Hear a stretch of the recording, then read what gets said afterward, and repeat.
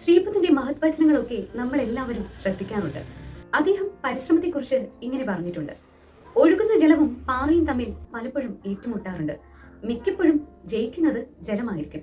അതതിന്റെ ശക്തി കൊണ്ട് മാത്രമല്ല, നിർത്താതെയുള്ള പരിശ്രമം കൊണ്ടുകൂടിയാണെന്ന്.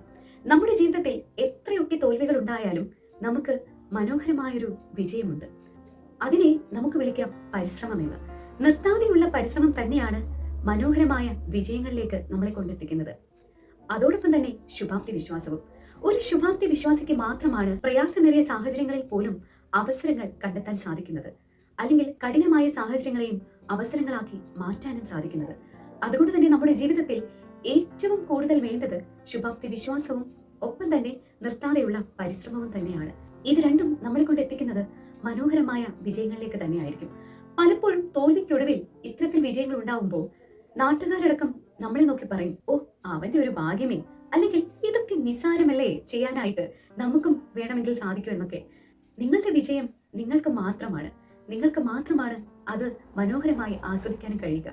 മറ്റുള്ളവർ നിങ്ങൾ എത്രയൊക്കെ പരിശ്രമം കൊണ്ടും ശുഭാപ്തി വിശ്വാസം കൊണ്ടും വിജയം നേടിയെടുത്താലും ഇതുപോലെ പരിഹസിക്കാൻ മാത്രമേ അവർക്ക് സാധിക്കുള്ളൂ.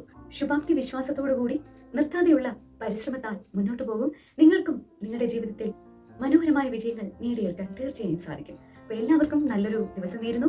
മറ്റൊരു കോണ്ടന്റുമായി നമുക്ക് കാണാം മറ്റൊരു വീഡിയോയിലൂടെ.